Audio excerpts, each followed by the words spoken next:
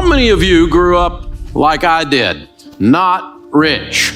Now, I'm not theologically or philosophically shallow enough to tell you money will make you happy. Money will not make you happy. You get more money, it will make you more of what you are right now. If you are miserable and you get money, you will be lots of miserable. If you're a jerk and you get money, big jerk. And it'll mess with your family too. So money is not going to solve your problems, it's going to make them bigger.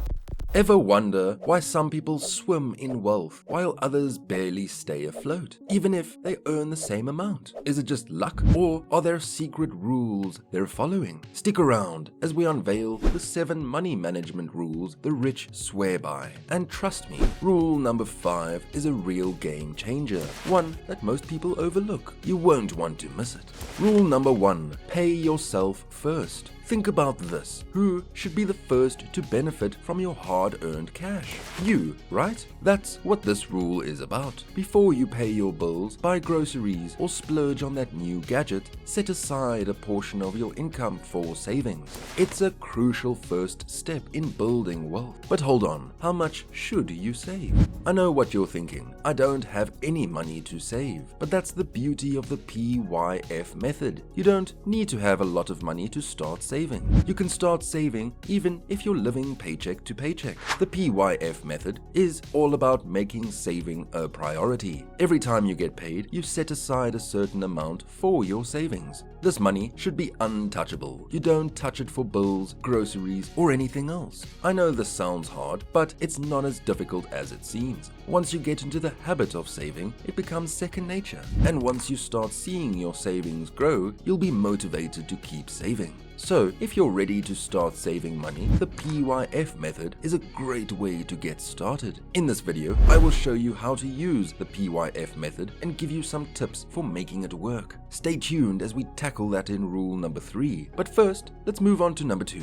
Rule number 2, control your expenditures. Understand the difference between needs and wants. Limiting unnecessary expenses and focusing on what's essential can drastically improve your financial situation. But the question remains, what's a smart way to control your expenses? Well, rule number 4 has the answer. I know that a lot of people struggle with this, myself included, but getting a handle on your finances is important because it can greatly impact your life. For example, if you're always spending more money than you have, you'll end up in debt. And debt can be a real pain in the neck. It can stress you out, make it difficult to save for your future, and even ruin your credit score. So to avoid all that, you need to learn how to manage your money wisely. And that's what I'm going to help you with today.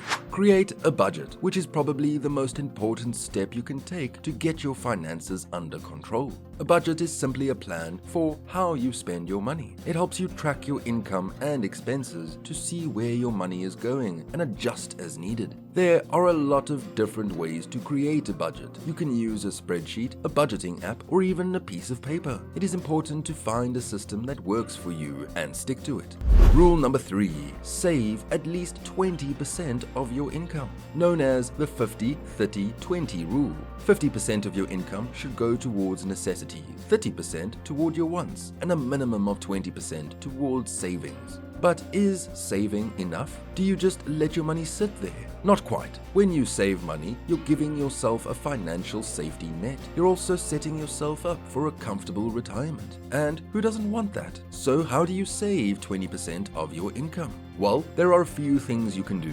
First, you need to create a budget, which can help you track your income and expenses to see where your money is going. Once you have a budget, you can identify areas to cut back on. Maybe you cancel unused subscriptions, cook more meals at home, or take public transportation instead of driving. Once you've found some areas where you can cut back on, you can increase your savings. You can do this by automatically transferring your checking account to your savings account each month. It is also important to prioritize saving, which means paying yourself first before you pay your bills or spend any money on anything else. I know it's not easy to save money, but it is possible, and it's one of the best things you can do for your financial future. Which brings us to rule number 4.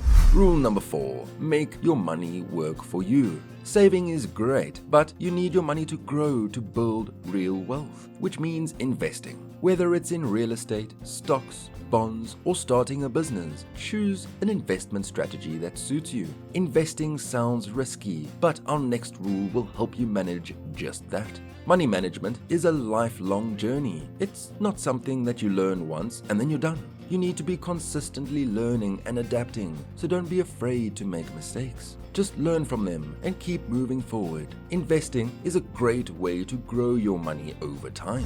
Various investments are available so that you can find the right one for you. But before you start investing, it's important to do your research. Ensure that you understand the risks involved and are comfortable with how much you invest. Rule number 5, always have an emergency fund. Remember when I said this was a game changer? An emergency fund serves as a financial safety net for unexpected costs or changes in your income. Experts recommend saving enough to cover at least 3 to 6 months of living expenses. But what's next once you have an emergency fund? In today's economy, having an emergency fund is more important than ever. Here are a few reasons why. To cover unexpected expenses, an emergency fund will give you peace of mind, knowing you have the money to cover these expenses.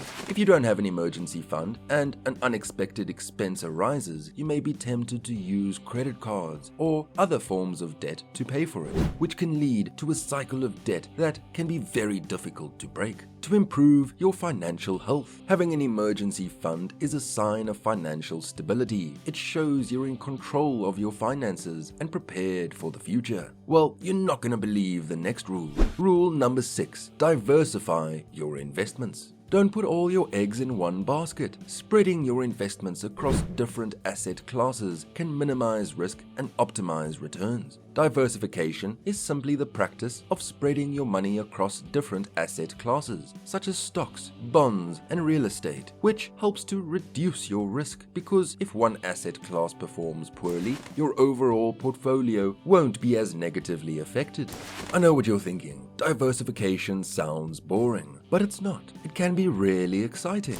That's because there are so many different ways to diversify your investments. You can invest in individual stocks, mutual funds, ETFs, and real estate. And the best part is, you don't have to be a financial expert to do it. There are plenty of resources available to help you get started. So, diversification is the way to go if you want to grow wealth and reduce risk. There are a few different ways to diversify your investments. Mutual funds are a great way to diversify your portfolio because they contain various stocks. Invest in ETFs. ETFs are similar to mutual funds, but trade on exchanges like stocks, which make them more liquid. But it also means they can be more volatile.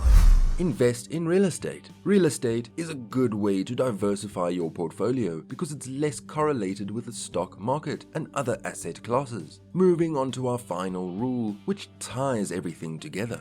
Rule number 7, continuously educate yourself about money. Knowledge is power, my friends. The more you understand finance and investment, the better you can make informed decisions. The financial world is constantly changing, and if you don't stay current, you could miss out on opportunities to save money, make more money, and reach your financial goals. So, what are the most important money management rules to follow? Well, that's what I'm about to talk about. But before we get into the rules, I want to share a story with you. A few years ago, I was in a really bad financial situation. I was in debt up to my eyeballs. I didn't know what to do. I felt like I was drowning and didn't see any way out. But then I decided to start educating myself about money.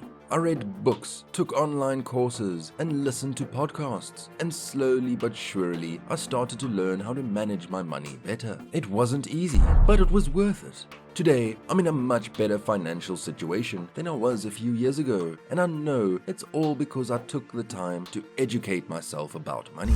Alright folks, that's a wrap on our 7 money management rules to follow. Remember, mastering your money is all about understanding and making these fundamentals work for you. I hope you're excited to dive into these rules in our upcoming videos. Don't forget to like, share, and subscribe so you don't miss a single tip. Well, you'll have to tune in next time to find out. Until then, keep striving for financial freedom. And remember, it's not about the money you earn, but about the money you keep. Thanks for watching. Until next time.